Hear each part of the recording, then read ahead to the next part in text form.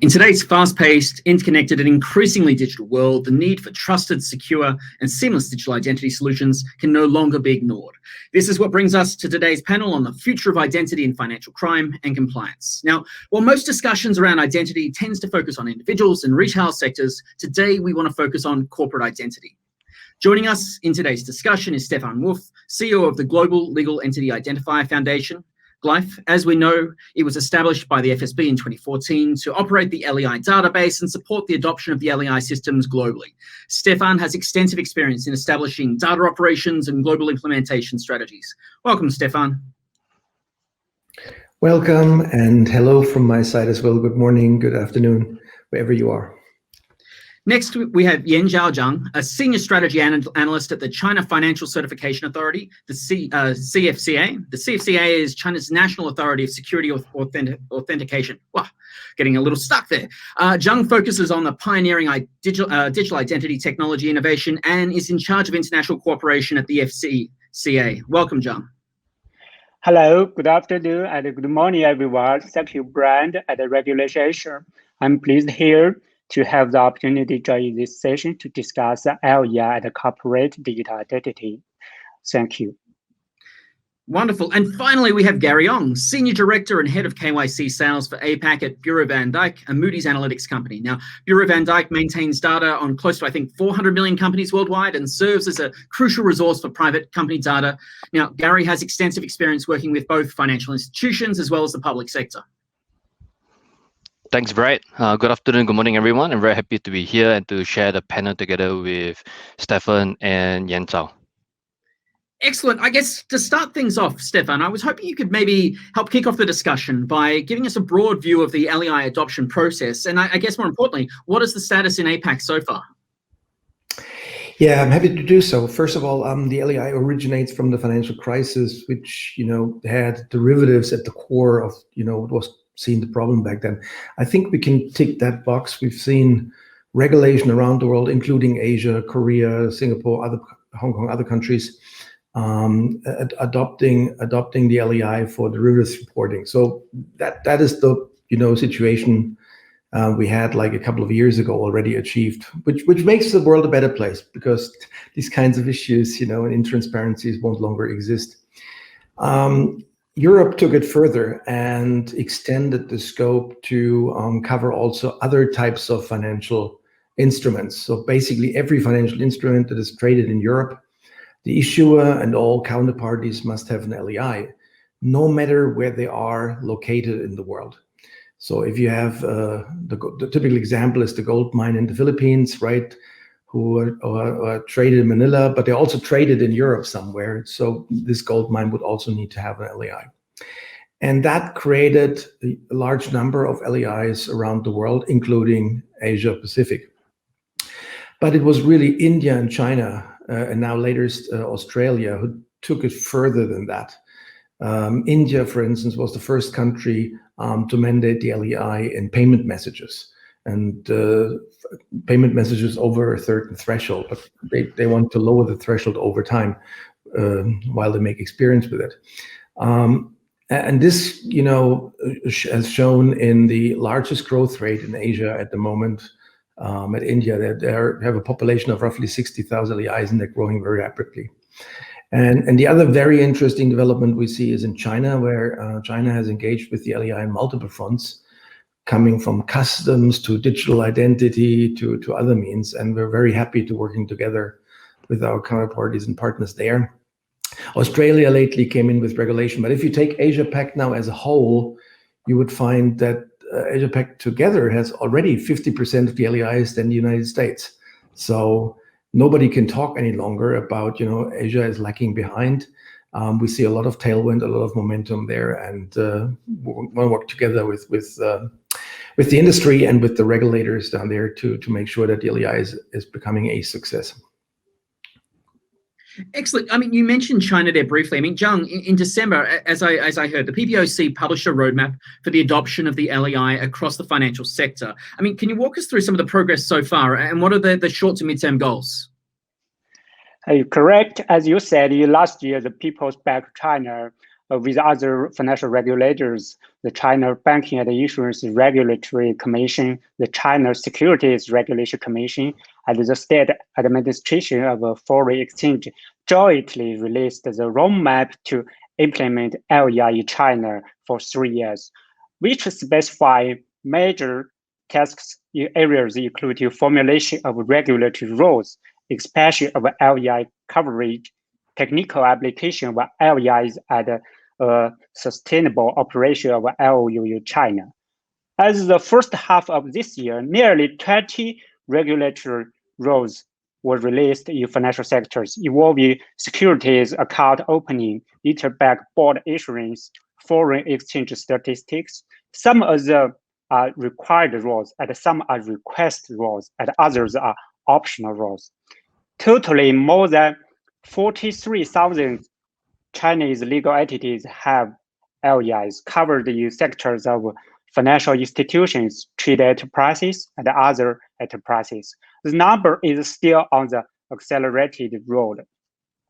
Besides the rules and LEI issuance, PBOC also take many pilot projects to explore the application of a global LEI system in China. For example, pushing the financial institutions collaborating with LOU to become the registration agent and validation agent. The final point I want to emphasize is that there were several technical infrastructures have been under developing to support the application of the LEI, such as cross-border legal entity information service platform LEI embedded in digital certificates and verifiable LEI. And the financial treaty repository is also under the building. Yes, thank you. Excellent. There's a couple of items there I want to drill down into in a little bit later. But Stephan, I understand the LEI has multiple use cases, namely the mandating, around reporting. However, given our focus over the next couple of days on financial crime, I wanted to get your thoughts on the significance of the LEI in the context of financial crime compliance and fraud prevention. If you allow me a mild correction, the LEI has no use case at all. The LEI is completely use case agnostic, which means you can use the LEI in every use case where identity for legal entities is required. And that opens a huge universe of opportunities. And I would like to highlight maybe a couple or so, otherwise you would hear me talking for hours. So number one, supply chain. So the real physical, production and shipment of goods. I think the world got a wake-up call with the Corona crisis on the lack of transparency along the chain of suppliers and intermediaries and brokers and everything else. We don't know precisely how much money, government money, many governments spend huge amount of money to deploy masks and vaccines and medicine and everything else to the citizens. And we can only assume how much of that money went actually into bribery, corruption, and fraud. And we've seen several examples, even in the developed countries, where this happened. So this intransparency in the supply chain resulted in vastly negative effects. And so many people right now look into supply chain as one of the next big things. And I would like to give you one example. The US Custom and Border Protection organization is looking into the LEI for mandating it for import declarations. So everything that would go into the United States at some point later, the producer and the shipper must identify themselves with an LEI. That would have also global impact in Asia. And the other discussion we're having, and I'm very happy that Zhang is with us today, is on digital identity. Let me give you an example. In the not so far future, your fridge will order food, with your favorite supplier, maybe a large trading platform, and they will use drones to deliver the food directly to you, and the money gets drawn from your bank account automatically. So in this entire workflow, there is no human interference. And that means that each of the parts, computers and everything else that talk with each other need strong identification, authentication, because otherwise, people could hack into and exploit it to whatever means. So the more we see digital transformation of our economy, the more you see computer-to-computer interaction, API banking, and these kind of things, the more it becomes imperative that you have a strong identification and authentication scheme.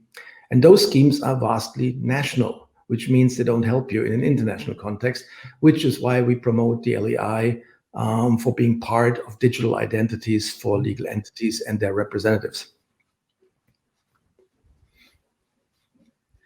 Excellent. I mean, Gary, interesting to get your thoughts about your work and how it intersects with the LEI initiatives. I mean, besides establishing the identity of a corporate entity, can you talk to us about some of the other data points you would be looking towards to identify financial crime risks? Thanks, Brett. So quite similar to what the LEI sets out to do, while the LEI becomes a unique key to standardize information on legal entities globally, that is something that we treat that similar to the data that we collect. So earlier on, you mentioned that we provide 400 million companies within our databases.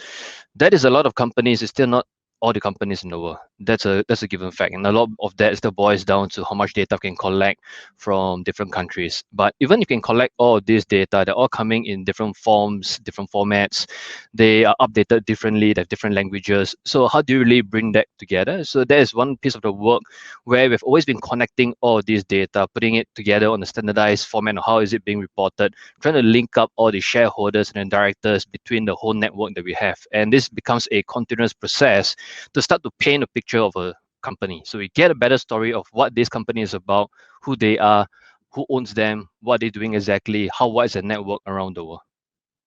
The second part that you mentioned about, basically what are some of the other data points that we can look at to identify financial crime risks. So I mean, there's a whole list of it. The simplest one they can look at is who are the directors of a company. So very often when you try to onboard a company, for example, you get all this information from your clients. You can see that Mr. A is basically the director of this company. But do you actually know all the companies behind Mr. A? So because of the work that we do, we can simply see that Mr. A actually was part of 100 other companies that's been dissolved. And right now, he's just a member of 2 other active companies. So that is a very weird statistics that you start to see. He's a shareholder or director of a lot of inactive companies, and now he just sits on board of 2 or 3 active companies. That could actually be an act of phoenixing. So where they are closing companies and setting up new companies, and that could be used for a variety of financial crime users. Okay, but from a cross-border perspective, I mean, how do you deal with the lack of transparency on beneficial ownership then, Gary? Yeah, so that is a continuous problem. I mean, if you look at it globally, how many countries can really do this well? You get some of the countries in Europe who is right now basically trying to make this BO registry transparent and getting every single company to actually report on that. The issue that we also start to see that is it is hard to enforce and validate information. So information that you see that is being filed on open BO registries, it could even be other companies instead of a natural individual. And we face the same problem. So everywhere that we go, you get a company that's locked in the BVIs, for example, on the Cayman Islands. We're not able to go there to get information. So what we do is that, as what I mentioned earlier, we do this very large network analysis across our whole data that is able to allow us to link up companies whenever we conduct this entity resolution. So we might not be able to get information from the Cayman Islands of a shareholder, but maybe somewhere else in Germany, it shows us that this company is actually linked up to this company in the Cayman Islands. We start to form this indirect link, and then it links up this whole network for us. So that is one of the ways that we try to use to tackle this whole issue and problem of beneficial ownership. And it's something that is still ongoing all the way. Stephan, I mean, we've covered some of GLIFE's kind of recent initiatives on Regulation Asia, but can you explain to us what is the validation agent framework and what the framework seeks to achieve? Yes, but before I do that, please allow me one comment to Gary. I couldn't agree more with you, Gary. The regulators have all these years looked into finding the bad guys, the individuals, the natural persons, and have, in the AML regulation, in our opinion, overlooked that those bad guys use vehicles in offshore countries and everything else. You need to know both. You need to know the individual, and you need the vehicles, and you need the ownership structure between vehicles and owners. And this is what the LEI system is now becoming more and more prominent for. For instance, just yesterday, the European Commission published a new rule that makes the LEI mandatory if available in Europe for AML reporting. So just to complete what Gary just said, and to your question with regards to Asia, and please allow me to use an example from Africa first. As there are lots of countries with a weak infrastructure, weak administration, and so on and so forth, and that has cut off many legal entities, many businesses from global supply chain and payments in particular, because correspondent banking today is anything but easy, and many banks have withdrawn from those countries because the ratio between gains and risks have not made it popular for them. So that means that these companies are cut off, and we just started an initiative in Zimbabwe with the NB Bank there, who became a partner to us to help issuing LEIs to SMEs in Zimbabwe. How does it work? The bank works together with one of our LEI issuers, in this case, London Stock Exchange, and they take their customers, right, and help them to get an LEI from London Stock Exchange. And as they have a special agreement, which we call validation agent agreement, they get a much lower price, because the validation of the legal entity's data is done by the bank and not by London Stock Exchange any longer. And this way, NMB was able to provide LEIs to SMEs almost for free, which is a great boost. So in this model, we roll out throughout the entire world. We have huge initiatives in North America, Europe, and Asia. I'm very pleased about that. In countries like China, Japan, and others, where we seek similar solutions, where banks become part of the LEI issuance process with their KYC and onboarding processes. It's very easy for them. And it's a little bit too early to give you names, unfortunately. We would love to do that. But just as an example, we had two announcements, one from JP Morgan Chase in the United States, and the other one from a bank in China. So those two are already public. Okay, when are you expecting the next big announcement then for Asia? Well, that depends a little bit on the appetite of Asian banks to join the club. Usually, people are more careful. They want to see experiences from other countries, and we have seen this, and that's why the JP example is so important to us. But right now, we have globally, I think, roughly 40 large financial institutions in the process that we have defined to go through with the validation agent concept. There are a couple of very nice, interesting cases where we also work together with certificate authorities, those who issue digital identity, because they could play a similar role. And in my opinion, a combination of a digital certificate authority, for instance, or a digital ID authority together with a bank could make a very powerful combination for trust and avoiding identity theft and all these kinds of issues. Okay, I mean, talking about that powerful combination, right? I mean, Zhang, the CFCA was the first certification authority to become a validation agent in the global LEI system, as I understand. I mean, you've also started to embed the LEI digital certificates into the process as well. Can you tell us a little bit more about this? Yes, thank you. Thanks to the validation agent framework initiated by GLIFE, the CFCA can have the opportunity to collaborate tightly with GLIFE, IOU, and other certifications authorities actively participate into the LEI ecosystem. Under the leading of People's Bank of China and through connecting with the platform of IOU, we have combined the KYC process of certificates with the KYC process of LEI issuers. If a client wants to get a digital certificate, we will give them advice about LEI. If got their explicit consent, we can give them LEI at the same time. No more document clients needs to collect or submit. all the processes are streamlined. And furthermore, we can embed the LER directly into the certificate products. They will not just get a certificate at LER. They will get a certificate with LER embedded into the certificate. After that, actually, they have held a digital international business passport. They use it in the financial treaty or the reporting scenarios is to trust versely and securely involved in the online business to prevent the fraud and financial crime. Traditionally, we use the local business number in certificate for legal entities. Now we follow the ISO standards 17442, extend the certificate data structure, put the LER into certificate alongside with the local business number. At this moment, LER is a solely identifier that is open, global, and uniqueness, and has high-quality reference data. By certificate with LER embedded, the holder of certificates and the counterparties engaged in the same transactions, and the relying parties all can get further inside information about each other.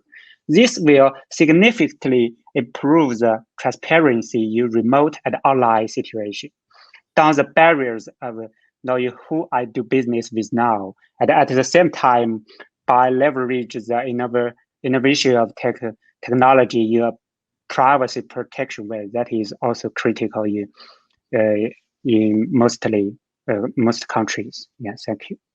I mean, the privacy angle is incredibly interesting, but before we maybe delve into that, I mean, you've mentioned the movement from the local numbers to the ISO standard, so the LEI kind of global standard. I mean, have financial institutions, how have they received these developments? Are you starting to see increased adoption of digital certificates with LEIs embedded across the broader financial sector?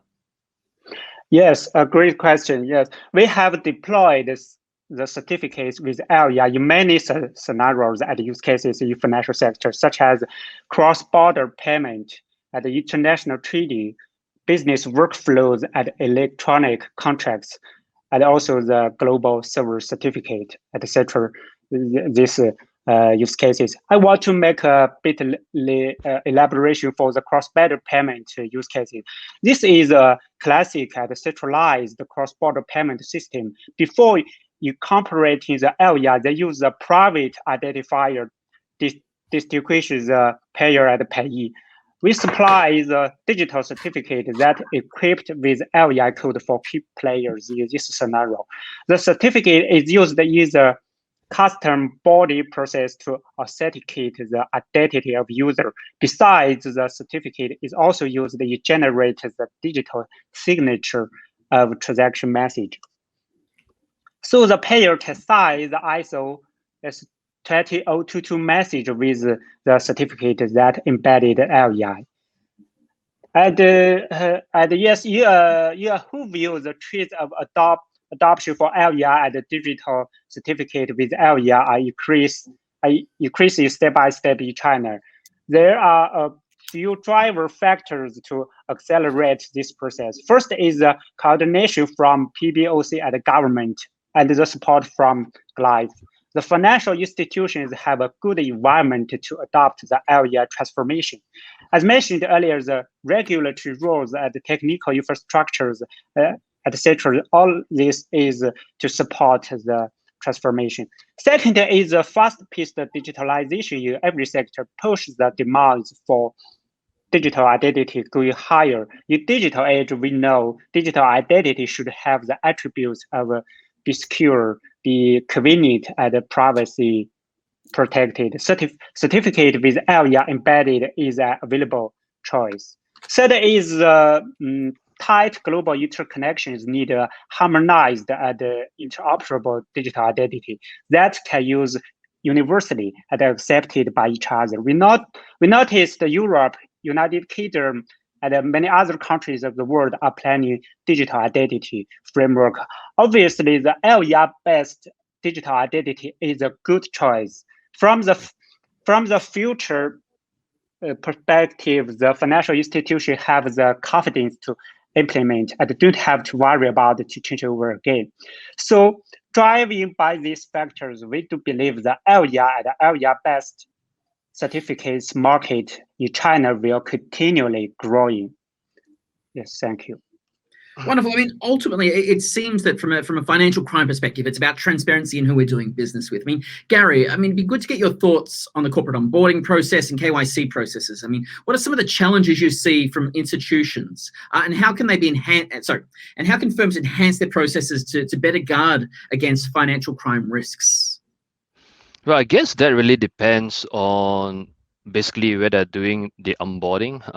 Why I say that is also because if let's say you're trying to onboard a SME in Singapore, you get relatively good data. You can go to Accra, you pay $5, you get a report. It shows you as a shareholder.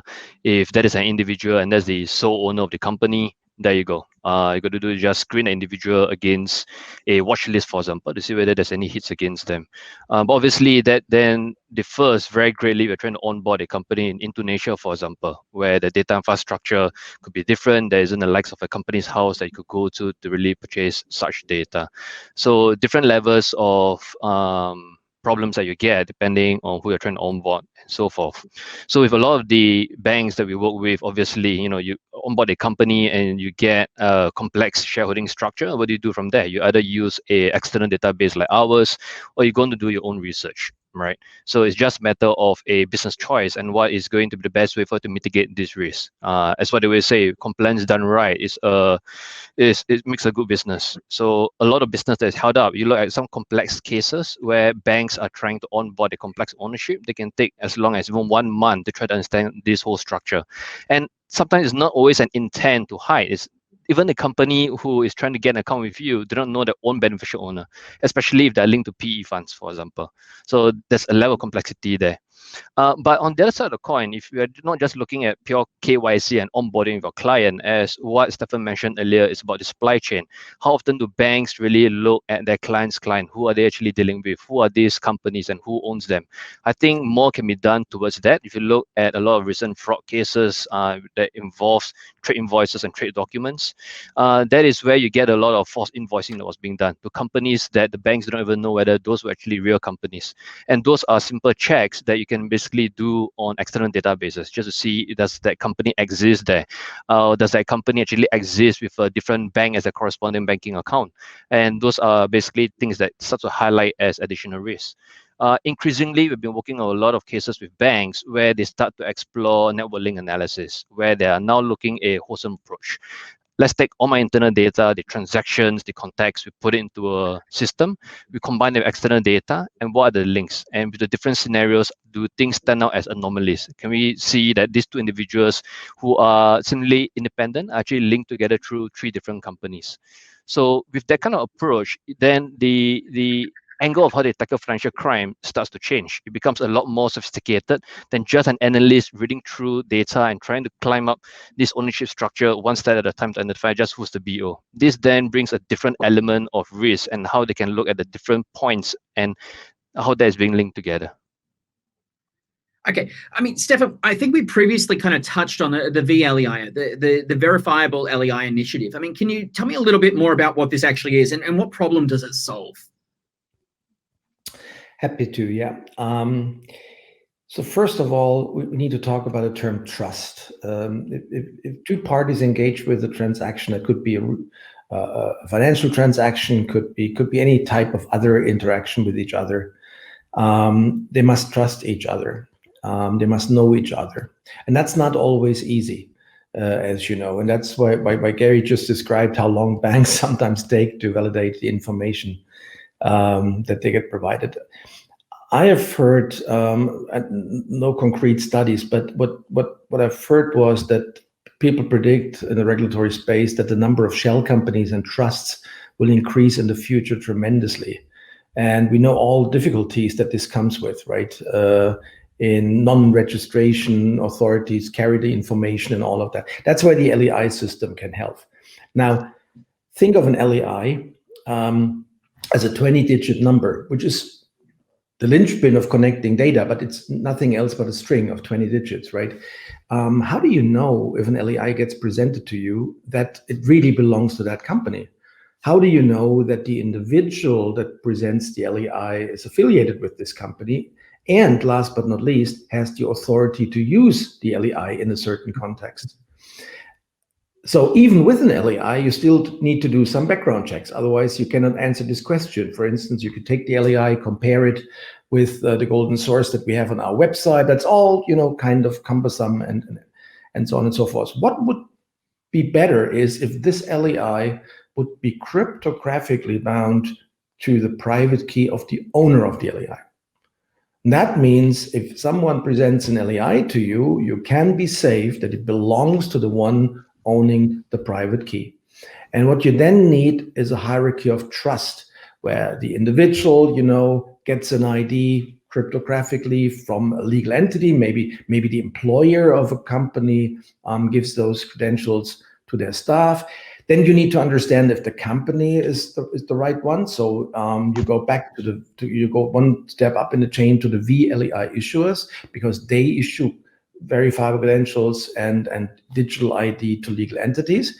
And then you need, in the final step, to check whether this VLEI issuer is really truly a member of the global LEI network, and that comes up with life being the root of trust. So with every presentation of identity in real time, you would know precisely the entire chain of trust, which means that that's a much higher confidence in the data that is presented to you. And take a verifiable credential, nothing else but an envelope of data that you digitally seal and sign. And the LEI system, this is a brand new technology, a brand new standard from the W3C, from the internet. You see, sometimes internet standards have a huge impact on finance rather than the other way around. And this gave us the opportunity to think about roles in a certain context. And let me, to Gary's point again, the individual, Gary Ong, might be a member of a sports club. That is of no interest to the public and should be, not disposed. This is under GDPR, completely your private thing. But Gary representing Bureau van Dijk in a business transaction would need a passport that carries its role, that he is entitled to do so. So it is a triplet. It is the legal entity, it is the natural person, and it is the role that this individual plays in a certain business context. And I'm very pleased to inform you that ISO just yesterday approved a new standard for roles. Like what is a director, what is a chairman, what is a CTO, what is a CFO? These kind of things will be now standardized and will make it into the LEI system and into the VLEI system.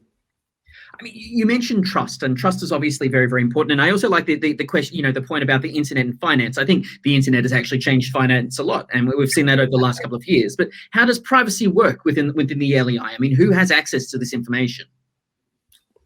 First of all, the LEI is nothing else but a pointer to reference data. The reference data, like the name, legal form, address, and so forth, describes the identity and is matched and verified against authoritative sources like business registries to make sure that we carry the topmost information. But the LEI standard is only for legal entities. It excludes natural persons. That means, again, Stephan Wolf, as a private citizen, could not get an LEI for no purpose. And the data that comes with the LEI, on the other hand, is public information already. And on top of that, each registrant, transfers the rights to use the data to the global LEI system. That means the LEI data, name, legal form, address, and a few statistics are a public open good, free of charge to anyone who would like to use it and build it into their applications. That is not the case with information on individuals. There, the complete opposite kicks in. This data must be kept private, and there is the right to forget, as you know, and all these kind of things, which is why we don't carry this information. What we're going to carry with the VLEI is the role information, that there is a CEO of a company. But what we're not going to carry is the information about the private citizen, where he lives, how old he is, and so on and so forth. That is completely in the area of privacy. Okay, so that next step of the ultimate beneficial ownership will still be that separate step regardless of how this is rolled out, right? That's not going to change, but you would know in that context the vehicles and the roles that this individual plays in this, and that's very important. Okay, yet again, looking to the future over the next 12 months, it'd be good to get your thoughts, on digital identity, corporate transparency, and expectations. Gary, let's start with you. Looking at that discussion around ultimate beneficial ownership and the LEI, what are your thoughts over the next 12 months in terms of what are going to be the priorities and focuses? Well, in 12 months, I don't think things will change with regards to corporate transparency, because it's not just about one country's policy. You get a lot of different countries who still don't have this policy of making companies declare the BO. The other issue is also the data infrastructure that they have. But when we talk about digital identity, I think that is where we really start to see a push during the pandemic. I read a report somewhere during the pandemic, an individual has like maybe 15 new accounts that they've set up. That is from food delivery to things they want to buy online to securities. Suddenly everybody is a bit of a securities broker. So that's really pushed the forefront of companies for providing such technology and adopting technology even faster. So we see this race among those providers. So I think that is going to change very greatly within the next 1 year or two.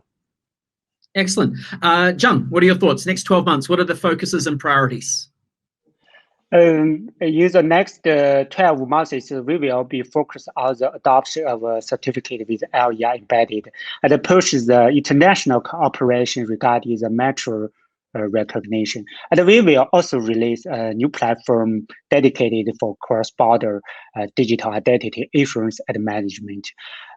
Finally, I want to mention is we are also in the implementation process of verifiable LEI, just as Stephan mentioned. In the next few quarters, we anticipate is releasing it too. That is another fantastic innovative tool about how the LEI will deeply impact the global business and the financial services from current to future.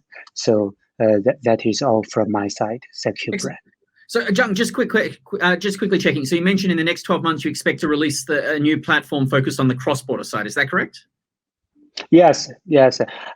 Especially focused on the international mutual recognition between different countries or different jurisdictions. Yes. Excellent. That would have been great to talk about today, but we've run out of time. But so Stephan, final thoughts. What's your focus the next 12 months? Of course, regulation will continue to mandate the LEI, but and we're fulfilling our role to help the regulators. But it is our desire to engage more with the private sector on a voluntary adoption. I gave you the examples: validation agents, digital, and so on and so forth. So we believe that in the next 12 months we will see much further pickup of that concept and more success stories that we can share with the audience. Excellent. We're looking forward to it. And with that, unfortunately, we're out of time. A big thank you to the entire panel. Stephan Wolf, CEO of the Global Legal Entity Identifier Foundation, Yanzhao Zhang, Senior Strategy Analyst at the China Financial Certification Authority, and Gary Ong, Senior Director and Head of KYC Sales for APAC and Bureau van Dijk and Moody's Analytics Company. Thank you very, very much.